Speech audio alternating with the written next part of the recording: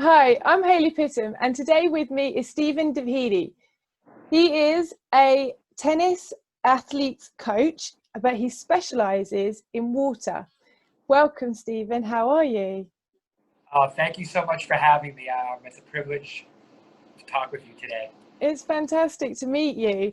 And we actually meet more via Instagram and social media than I have in actual person. I've never actually met you in person, but I've seen you teaching and coaching your athletes in the water. Yes, yeah, that's my passion is, youth athletes, and I try to post, twice a week or 3 times a week of the videos that I do, in the intentions of people watching it and trying to get more people to train the athletes in the water. Oh, yes, definitely. Well, I'm going to start this interview by actually saying, if you go to a party and someone asks you what your job is, what do you say that your job is? Great question. I appreciate the question. But I tell people, if they ask me what I do, I basically say I'm a body worker. A body worker. Yeah. So I basically work on the body, but I do it in the training medium of water. And then I use some technology to really create that good low impact effect and really try to make them feel good without pain. That's the whole goal. Oh, fantastic. Do you ever get anyone asking you random questions like, why do you go into the water or anything like that?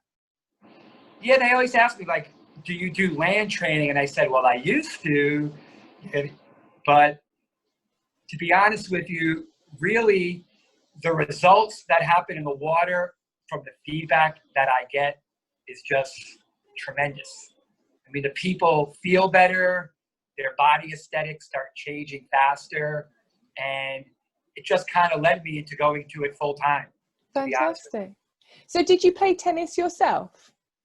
I don't play any tennis, which is crazy. That is No, crazy. no, I mean, I personally am not a tennis player.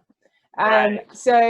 And I have no personal experience of playing tennis, but I have actually trained tennis players. So I kind of understand that they do still want that training. They do come to you for advice, but you're actually in a tennis camp.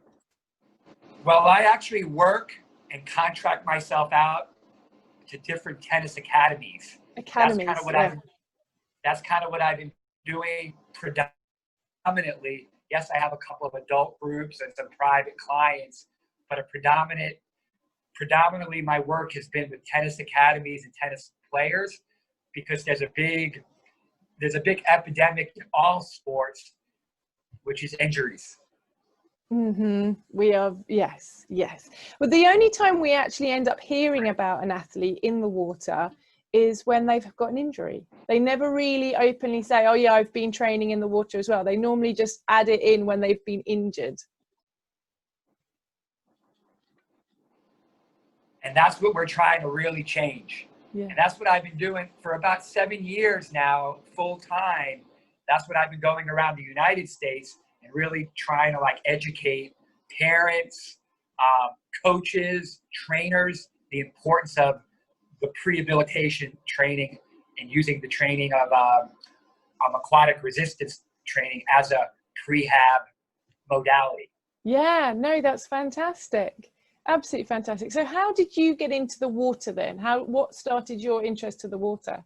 Which is crazy. About 7 years ago, I woke up, I did a workout, me and my friend, we trained every day for about 3 years, and we did hills, we did some TRX training, some sprints, but I woke up the next day and I basically couldn't walk. I was literally, I had to go to the doctor, and basically what they told me was that I had a lot of fascia that was just Restriction. glued, soft tissue that was just glued together. Yeah. And they basically worked on me for 3 weeks. And then I was on YouTube and I saw a video, and they had this strange looking gear. No. And then I couldn't get the name of it. So I was researching it.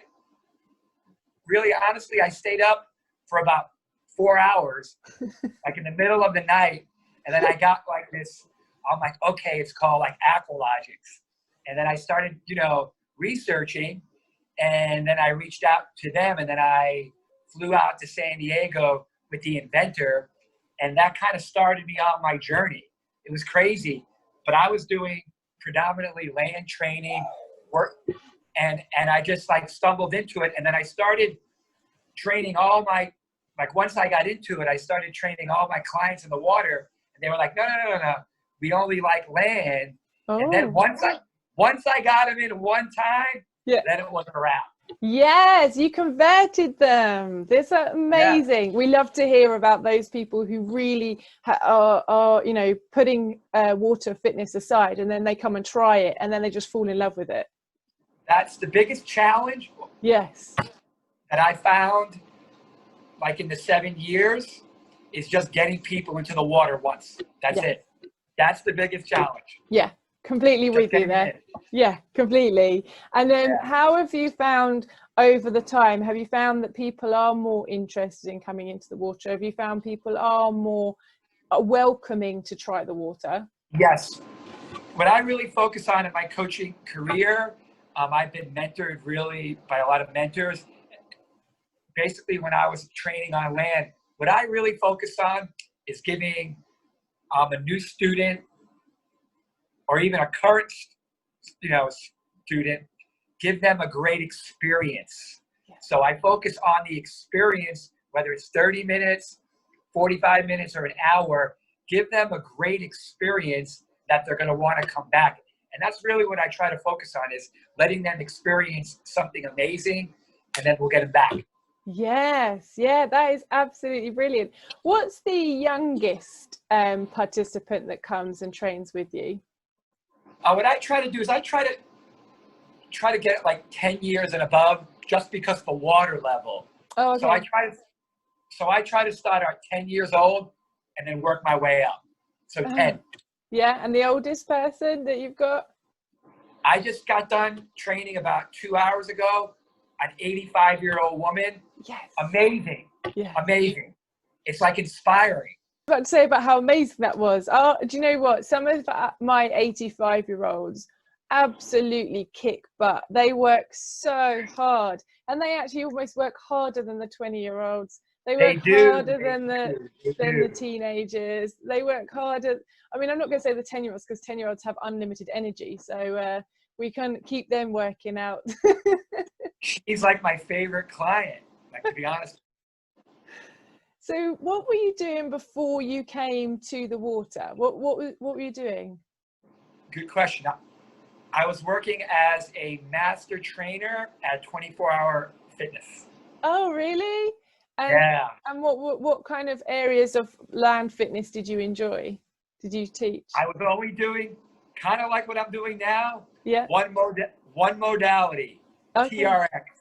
That's it. Just the TRX. You're a TRX man.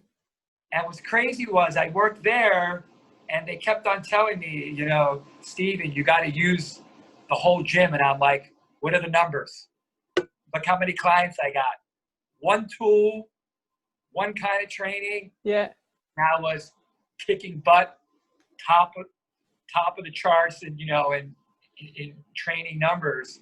And so I still do some land TRX training, but that's it. TRX and hydro athletics. That's it. Fantastic. Have you seen that there are tethers and some people doing that kind of suspension training in the water? Yes, I have. I have. I'm not convinced. I'm not one that thinks that. I think there's so many other exercises that are beneficial, but there are some pools. I think it's Italy, but don't quote me on that. They've got them actually hanging from the ceiling into the swimming pool. That's what I saw like a couple of times, and I was like, it's basically just pulling yourself out of the water. Yeah. Right. Yeah. Like a chin up with a bar, but instead it's a TRX, and you're pulling yourself up. Yeah. Well, I mean, I know that I can't do that in my pools, so you know, it's not the one that I'm going to be doing. So you've come from being a land instructor, you've come into the water, And you have yourself then been convinced over the benefits of the water and how amazing the benefits are. And so do you use that to sell it to people to come in? Like, say, for example, your landed people. Do I sell it? Yeah, like, do you go out and need to sell people to come to your pool, or are people already turning up to your pool already? No, I don't got to sell them. What I try to do is get them into the water one time. But a lot of times my clients, they get friends and they're like, just come one time. Yes. And once I get them in one time, then I convert them into clients. And that's basically how it's worked for me. I say, bring your friends one time, drag them to the pool, pull them, tow them, just get them to the water once and we'll get them going. You know? So you've not had to sell courses or classes. It's just more the fact of more training in that way. That's what I'm working on now. I have a digital platform that's coming, that I'm going to be selling a digital course. But predominantly, I've been working, just like I said, in the water, just full time, like 6 days a week. That is immense. That is immense. So, what do you see, obviously, with Aqualogics? What do you see as their huge benefit and their advantages of having them in the pool? Good question. I like to talk about this just because I feel that a lot of people in the water, they're maybe misinformed, or they don't go deep dive into it.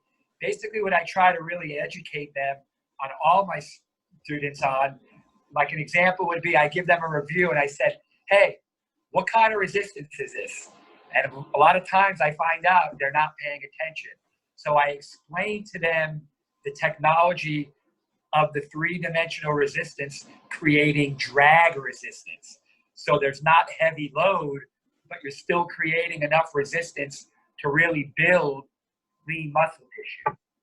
So that's really what I find that a lot of people don't focus on, really educating the client on basic, just a quick science summary of what kind of resistance it is. And what the resistance provides is, it's not heavy weight load, but it is resistance that's enough to really build lean muscle tissue. And for me, that's the name of the game. And so you've got the athletes using the fins on their ankles, and you've got them using the bells in their hands. Do you do them where they individualize a session for the legs and then a session for the arms, or do you do it where they... Good question. I do it in stages, because in the beginning, what I find out, for example, if you have them do a full body movement, like moving their arms and the legs, their muscular coordination is not, they're not used to the training medium and modality. So what I do is I do my program in stages and build them up to using both at the same time. Mm-hmm. Because what I found out is, over the years, is when I try to incorporate those full body movements at the same time, they struggle with the coordination and the movement. So what I do is I kind of do it in like stages, like 3-week blocks. Yeah. And I incorporate full body movements of moving the arms and the legs at the same time. Yeah. Do you do it in interval training style, like a HIIT style, or do you do a continuous or any kind of like circuits with your Aqualogics? Good question. What I've been working with lately is basically doing 30 seconds on and 30 seconds off. Okay. Lately. Yeah. But what I do is I constantly change up the training medium, and that's where the muscle confusion, or the nervous system doesn't get used to it. So an example would be, I do it for maybe 2 weeks, 30 seconds on, 30 seconds off. And then what I do is I do like a next block will be 45 seconds of using the bells, and then 45 seconds of using the legs. Yes. And then I let them rest, and then I do another movement, 45 seconds with the bells, 45 seconds with the legs. And then I constantly am changing, because what I found out over the experience of training thousands of clients, like I'm sure you have, is you got to keep it fresh. You got to keep it changing all the time. Yeah. You can't keep on showing up to the pool, doing the same movement, the same repetition the same volume. You got to constantly change it up for them and give them the new stimuli. Yeah, definitely. And so do you use the different size bells? Because obviously they come in green, black and blue, and the blue is beastie, but the smaller version is the green. Is that correct? Yes. Yeah, that's the correct What I one. usually do with my high performance tennis athletes, they like the blue ones. That's all I use it with are the high level athletes, blue. But generally I use the green, and then I also use the black, which are the medium. Yeah, fantastic. And And with obviously the younger ones, the ones that are between 10 and what should we say, 16, the ones that are in puberty and prepubescent, yes, they great. yeah, they obviously have to be really aware of the way that they train because of their bodies changing and adapting through puberty. Absolutely. Yeah. So do you look at them having more of the green and looking at them having the smaller ones? Great question. Sometimes I don't even let them use bells. I just let them use like an open palm. Yeah. And then I like chest opening, and I have them go like this, and have them, just because they don't have the core stability strength yet. Yeah. And they really don't have, just like you said, the kinesthetic awareness yet. So I do vary it up depending if I have a small group. Once I get to know them and see how they move, then I can make those judgments that you're talking about. So yes, very good question, by the way. Yeah, oh, thanks. Oh, well, we do some teenage work here, and I think the youngest I kind of have is about 13, 14. And sometimes, I can watch them and they've got no control over what arm and what leg's doing stuff. But they get there in the end. They do get there in the end. But at the stages, obviously, that they're going through, they're not coordinated at all, are they, really? That's the thing. And honestly, for the teenagers, that's really what I'm most passionate about, is that bracket from about 12 to 18. That's a really important part in their tennis training, isn't it? It's just, it's the most important part in all of their athletic development. It's the most important ages, and I'm sure that you see it around every day, is the improper training that's taking place based upon where they are at their age. And that's really what touches my heart, man, the most, is that's really why I put my heart on the line, and I really try to get out there and educate the parents about what their child is doing daily. Okay, they're training tennis 3-4 hours a day, then they're going to go have them run on a track for 2 hours. They're going to their bodies will break down. So that's where I come in. I really try to get out there in the communities, say, hey, let's get them in the water and sprint. Let's get them in the water and do plyometrics. Let's get them in the water. All the stuff that you're trying to do, let's convert that to high intensity, in the water, because their bones, their tendons, their ligaments, they're still expanding. You got to protect, and that's basically why I call it protective training. Yeah, definitely. And then do you get them come to you if they're injured and they do more training in the water than they do on land? Yes. The mistake that they make is that they send me the injured players, like you said, once they're injured. That's the problem. Yeah, they don't send them before.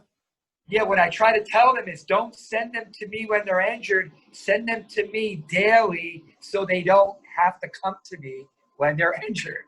What's the most common injury you see? In tennis, or just all around? Let's go tennis first, and then I'll ask all around. Sure. Tennis, wrist. Yes. Wrist. The elbow. Yes. Well, tennis elbow, that's what it's named for. Tennis elbow. Yeah. Wrist. But the biggest thing that I find, and I really hope this hits home with you, is that age bracket in tennis, their lack of mobility. It's like It's mind-blowing. Wow. Okay. Mind-blowing. And Really. then obviously with the Aqualogics bells, they've got a nice handle to hold. They don't have that stress of pushing through, but they can obviously do that swing. Do you have the same kind of injuries for others? What's the most common ones you see then? Like, knee injuries, Yeah. a lot of ankle injuries. Like, let me give you an example of an ankle injury. They have a basketball player, they turn their ankle, they sprain their ankle, correct? Correct. What's the first thing they do? They want to put an air boot on them and not put pressure on. So I had one parent call me up. Their son was in practice. He turned his ankle. They said it was like a mild sprain, lower part of the ankle. They're like, we're going to put an air boot on it. I told the mom, bring him to my pool right now. So I have him stand up in the pool, stand on that foot, try to bend his knee, and then I started having wiggle his foot like this, and it kind of hurt. 4 days, back to normal. That's what I'm talking about. Like with the injuries, there's different ways on how to get them back, especially with a sprain. That's why the water is so good, is that they can start moving that joint in ranges of motion that they normally can't do. Well, also, yeah, and also they're protected by the buoyancy of the water, so they're held up and they don't have the same pressure on the ankle, and that then allows them to then re-strengthen up the ankle, and they can do far more in the water strengthening that ankle than they can on land because they'll be too fearful. Exactly. Yeah. Fantastic. So what do you like training the most? Do you like train, because obviously I know you as the tennis coach and the hydro athletics, couldn't say that word, and the hydro athletics, but what's your favorite version of teaching? Do you prefer to teach the youngers? Do you prefer to teach the older ones? What's your enjoyment part of it? You want to hear something crazy? Yeah, go on. Here it is. I enjoy it the most when I'm training the high performance tennis players. Yeah. But I'm in the water with them training. Okay. And here's why. They enjoy seeing me do the movements with them at that intensity. And what I found out as well is that when you go into the water with your clients, there's a certain kind of connection that you could even correct them. Yes, you could stay on the deck a lot and then say, hey, your leg's not going down on the lunge. But I have found out from my experience, when you do journey into the water and start correcting them, all my clients, they all tell me they love it when I come in the water. Is that more when you're doing a one-to-one? Good question. One-on-one, definitely, and like a small group. 3 or 4 the most. I must add that you are in Florida though, where you have the beautiful sunshine and you have the lovely pools. It's a bit different over here in England. There's not that many outdoor pools, especially when it's raining. Like today, I said it's been raining today, but so you're more in the beautiful sunshine, being able to get into the swimming pool. Yes, you got to come on down. I mean, it's much nicer over there, but bring your family. What's the biggest group that you have? What's the biggest numbers? I won't go past 10. Nice. Okay, so they're small, intimate groups. Yeah, sometimes they stack them up on me, but what I found out, that when you get 10 people in the water, you could do it, but the quality goes down, I feel, in my opinion. Yeah. I mean, so when we're teaching classes that are within leisure centres, they can start from 10 and end up being about 50 people in one class. Wow. I have 50 people in some of my classes. 50? Mm-hmm. Yeah. Send me a video that I would like to watch that. Yeah, sure, no worries. Once I get back teaching, obviously past COVID and all the rest of it, because at the moment, even in England, when our classes are back up, their numbers are restricted. So if I had 50 before, I'm likely to only have 25, 20. So we've got to take time to build back up again. think the most I ever done at one time is like 18. Oh, that's it. Yeah. That's the most I've ever done. No, it's good. I mean, like having the groups that are more specialized, like the tennis athletes, they are going to be there because they're specifically focused for that sport. They're specifically there because they're part of their training. They're specifically there for injury or whatever they're there. Whereas obviously if it's in a leisure center, they're all got different things. They've all got different reasons for them being there. So it is a slightly different mindset to, you know, why they're there. Definitely. Yeah. Definitely. So you enjoy the smaller groups and a one-to-one more than you enjoy the bigger groups? Yeah, I mean, like small group anywhere from 4 to 6. Yeah. Right? Yeah. Because I could really hone in on their movement. Yeah. I could really hone in, like, and focus on them and really make great corrections and feedbacks and really get like for me, you're more expert at training larger groups. I'm sure I could get to that point. But what I focus on is the 4 to 8, where I could really make sure that their quality of movement is the way that I really want them to perform. And that's really been good. That's been a good success medium for me to focus on that. Yeah. So completely. They could see that transfer of fluid movement when they hit the courts. Yeah, yeah. Who was it that inspired you with the Aqualogics? Do you know? Was it a particular person or was it just something that you saw? What was that? I didn't hear. So when you initially saw the Aqualogics all those years ago and you spent hours trying to research them. Yeah. Was it a particular person? Have you seen someone that's inspired you to do it? Or did you just see the piece of equipment and go, ooh? I was watching a lot of videos of the pioneer. I'm sure you're familiar, Marv Marinovich. Yeah. And Marv, just because his background in training athletes, I really agree with a lot of his principles and philosophies of how to get athletes quicker, more explosive. So I kind of mentored under him, and that was really the main person. And then also the inventor of Aqualogics, Tad. Fab. No, I just wondered because obviously you now have seen that Aqualogics as part of Hydro Revolution. Correct. And Hydro Revolution have got not just Aqualogics but also Aqua Strength equipment. Have you tried that stuff? Yes, I actually have a couple of pieces. Yeah. And what I found out is that I actually like the Aqualogics better.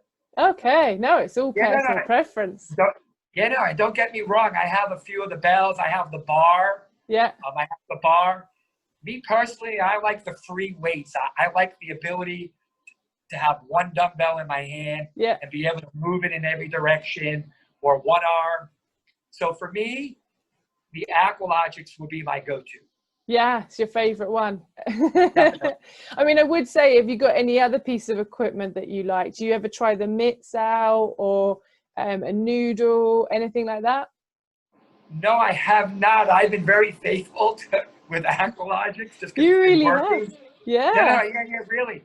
But don't get me wrong. I'm always like open to, like, people are always sending me videos about, hey, why don't you get this? I'm like, hey, if you want me to try it, send it to me for free. No, don't make me buy it.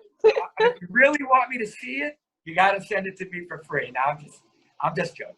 I'll make sure the companies come your way then if they're offering. No, like exactly. Just because I had so many people bombard me, but what I found out is that I'm in today's day and world, and today there has to be some form of loyalty. So like Aqualogics has been so good to me and my family and my development as a coach. So I just kind of try to stick to what I've been doing. And don't get me wrong, I'm always open to new things and new ways. Yeah. But I try to be loyal to what's been good to me. Yeah. No, I completely understand that. So, how many hours do you spend at the pool a day? On the average of about 5 a day, 6 days a week. And how often do you get in? Per day? Yeah. Probably if I get in the pool, I probably do my own workout, maybe an hour and a half. Nice. Well, again, like, Yeah. I just want to emphasize you're in the Florida sunshine. I don't know. Yeah, I definitely, sometimes I don't get in the water for maybe a week at a time just because I'm so busy and I don't want to get wet. But generally, I'm in every day. Like today, I was already in. Today, I was in the ocean doing a workout in the water with Aqualogics. And then I was in a pool doing it water. I was doing a workout with Aqualogics. I mean, so, the ocean's got its own currents, its own waves, and its own resistance that doesn't even comprehend to then, you know, add more resistance to it, because it's just crazy resistance in there. But you then went into the pool afterwards. You must feel the difference. Oh, it's great. There's nothing like being in the ocean. Yeah. Do you like the fact that there's added pressure of the waves coming every so often? Not only that, is that you could get the pressure of the waves, but then you could change your planes and go in different directions. Like you could get the waves turning around and having the waves coming from your back, or you could have the waves coming towards you or on the side. That's what I really like. Yeah. Well, I wish I lived by the ocean, but unfortunately I don't. So what do you see happening from an industry point of view? Do you see that more people are interested in coming into the water? Definitely. There's been so many, I would say over the past 7 years, I've gotten maybe 10 coaches. Yeah. You know, that's good. I mean, that's good just to get them, because a lot of people don't believe. Like one of his coaches was like, oh, you know, I like them doing weights. I try to explain they are doing weights just in the water. Yeah. And that's what I try to like make the analogy. They're lifting weights in the water without the joint stress. Yes. And so were they coaches of younger athletes, or were they coaches of older athletes? They were coaches of younger athletes.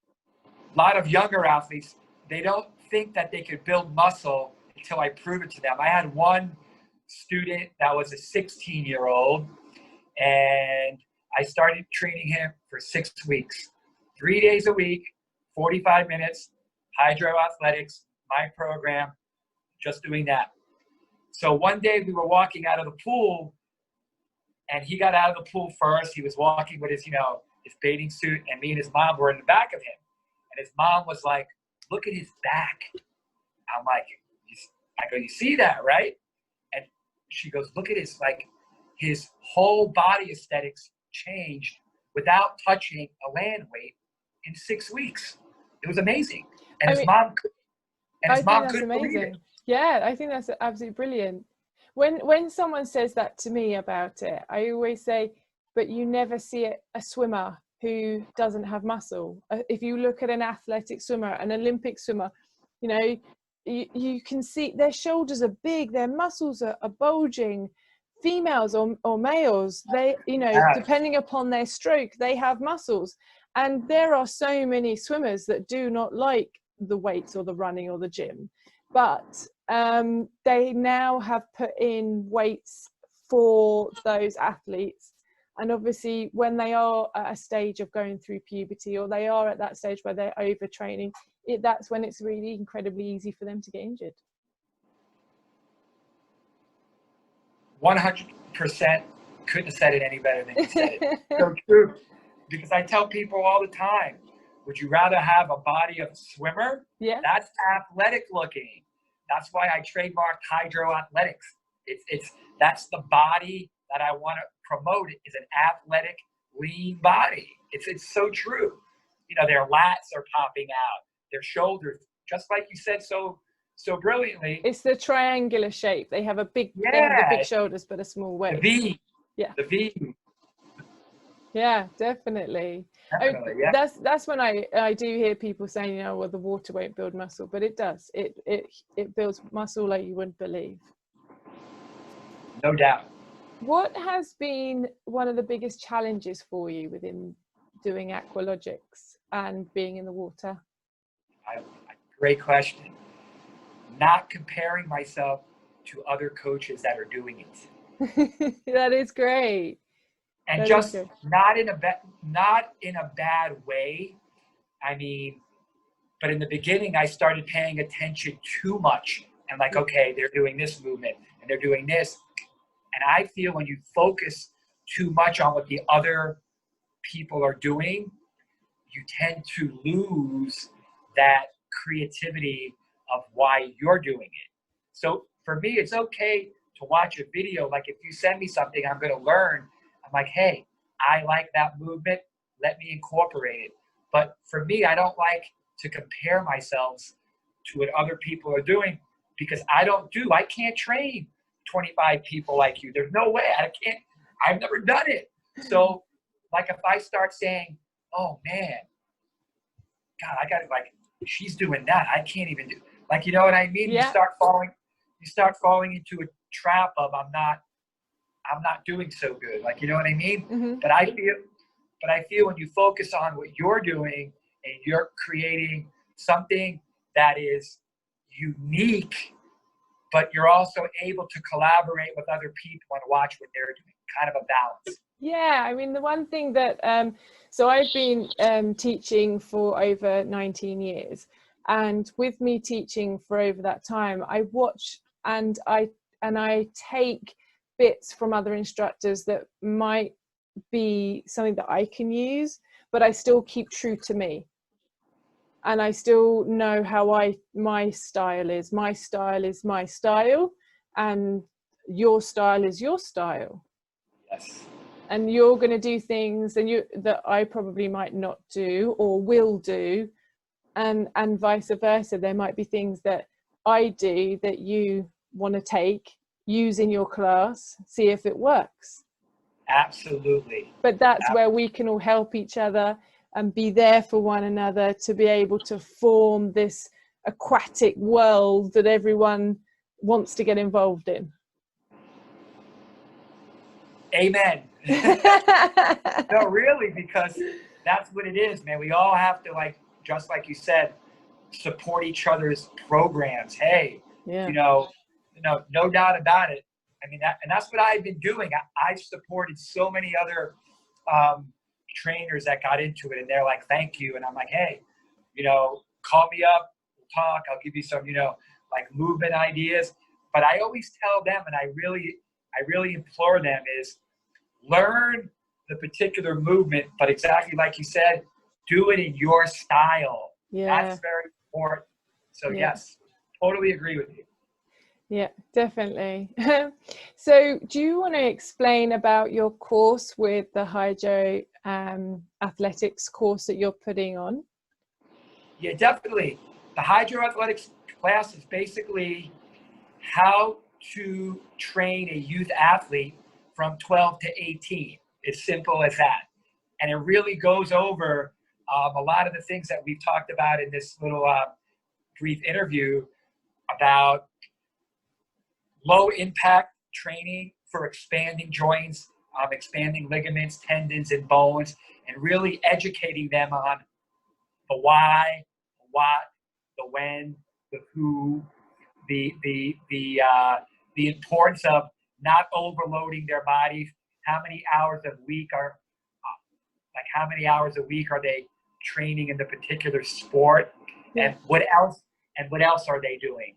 And I found I already got good feedback already of how I'm putting it together digitally, where anybody in the world can access this course, and it's just 30 days. It's like 30 days to really like educate them and to incorporate this like into their training regimen daily. So it's more for the coaches and the instructors, and target is coaches, parents, and the actual youth athletes, just because they're always online. And a lot of them are always searching for that kind of stuff, and especially the high performance athletes that are looking for what I call a competitive edge. A competitive edge. Here's something that's gonna elevate you. It's gonna separate you, and it's gonna keep you protected from the overtraining syndrome that's going on in the world, you know? Yeah, definitely. So where can people find you? On Instagram? Yeah, they can find me on Instagram. That's really the only social media platform that I really on. Yeah. That's Stephen Davide Hydro Athletics. And it's a very, you know, posting videos. I always try to put up a quality post, Yeah. so people can get value out of it. It's not me posting videos of, look at me. I really try to say, hey, why don't you give this movement a challenge if you're already in the water, and shoot me back some feedback of the movement. Yeah. So yeah. That's great. And what's the website that you're going to be hosting this course on? It's hydroathletics.com. Yeah, fantastic. What would you give advice for a new instructor? What would you tell them is a good bit of advice when they start training? Training people in the water? Yeah. Great question. Is seek a mentor. Seek a mentor that's already doing it, like at a high level. And that's, for me, my biggest success in my career, I don't know about you, has been mentors. It's just been such a huge platform to seek a mentor that could not give you the information, just, hey, what do you think about this? Hey, what do you think about this? Hey, and that's, for me, I think that's the number one thing, is have a mentor that's there for you to like access, that could guide you in your journey, that could get you to where you want to basically go. Yeah, definitely. Myself and Linda offer mentoring. Awesome. Yeah, so we are here for anyone that wants to ask us questions or have a mentoring program done. But obviously we are in the UK, so if you're wanting to come to our classes, you have to come to the UK. But well, pre-COVID. Yeah, pre-COVID-19, I was booked to go to Spain with the tennis academy that I was working with. It was already booked, and I was supposed to go to University of California, Los Angeles tennis team and train there. So I had all these things. Yeah. So it's like, this has been an unpredictable and challenging year. Wow. I mean, that's a bit of a kicker when you don't get to experience a working holiday in Spain or a working holiday in California. And that would have provided me, if I was in Spain, I would have taken a trip and probably saw you and seeked you out. Most likely. Yeah. Most likely I would have probably made the trip over while I was there. Well, we're not that far. We're not that far from Spain. I know. The kind of holidays that people have had ruined because of it. It's so sad. There are a few people that I do know who have pools in their own garden, and they're working out in their own garden. I mean, you're going to have more in Florida than I am in London. Yes. Yeah. That's why where I'm at is called Naples, Florida, and it's basically the Gulf of Mexico. Yeah. And they call it Paradise Coast. And literally, it's paradise. Oh, amazing. Beautiful. It's right on the Gulf. I live about half a mile from the Gulf of Mexico. All right. Well, I'm going to end with my last question. Sure. And this is a kind of, because obviously you've been doing this for 7 years, so this is kind of early doors for you. But as you go through your journey and you go towards the element of retiring, what would you like to see your next stage of your journey to be? What would you like to be known for? So what would I like to be known for? That's basically my purpose, and that's inspiring people and just like impacting people, making them feel good. Yes. And living with no pain. So if I was next stage of my life, if I was 73, I would want to be in the water for 1 hour, every day, train somebody and inspiring them with my words, passion, and the water. That for me, that's it.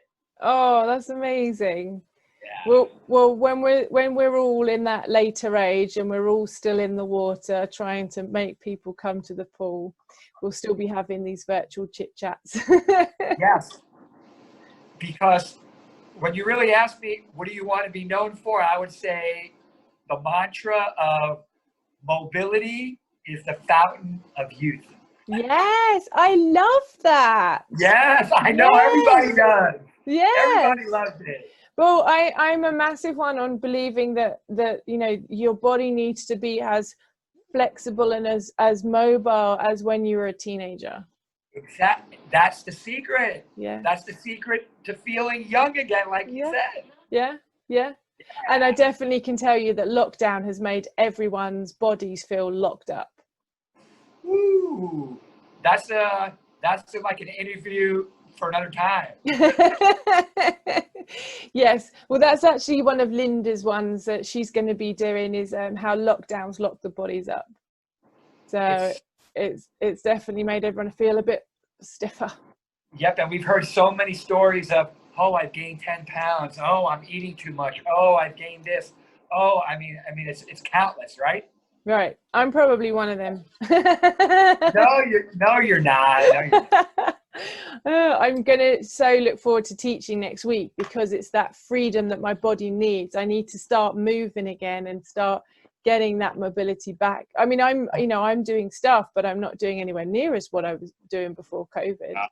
That's gonna make you feel so good when you teach, because that's what you do. Yeah. Yeah. So it's gonna like empower you again. You know what I mean? Yeah. So that's good. Very healthy. Yeah, I don't know about your pools in Florida, but the pools that we've got open in the UK have the swimming lanes have only about maximum of about 4 people in at one time. So there's not many people. Before, there'd have probably been about 10 people per lane. There's not as many people being able to get into the pool as well. So when everyone starts getting back and the numbers start picking up again, then we'll start seeing how much people have missed it from COVID lockdown. Oh, you're going to get busy. Don't worry. You will, because people are going to realize from COVID-19, we as aquatic instructors or body workers or coaches, is we really have to, what's the word that I'm looking for in closing, is empower them how important their health is and their immune system is to generate that, is because we're in charge of our immune system. We are. And when you take charge of it and you exercise right and you eat right and you don't, and you're not locked up in fear like you're talking about, we're going to start taking charge back of our immune system. That's what I feel like wholeheartedly. Oh, that's great. That's great. So you're back in the pool tomorrow? Back in the pool. Tomorrow is Friday. I have I've got 3 sessions tomorrow, and I am grateful for every one of them. Oh, well, it sounds fantastic what you're doing. And obviously with those athletes, you're helping them to get themselves up fitter and healthier and their minds. Yes, I was going to say, and injury-free is what I was going to say, as well as the mind. Absolutely. Pain-free.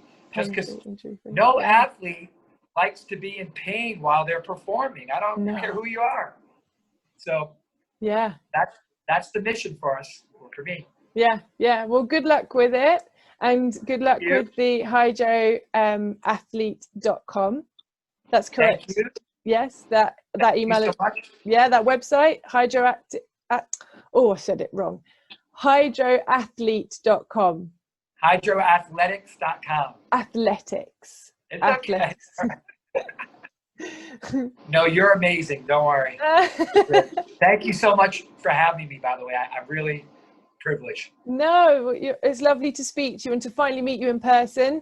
And we'll keep in touch, and we'll obviously keep seeing what you're doing on Instagram. Yes, I'll tag you if you want me to. Yeah, no, it'll be brilliant. Well, have a good evening this evening. You too. Thank you so much. No worries. Bye-bye. Bye-bye.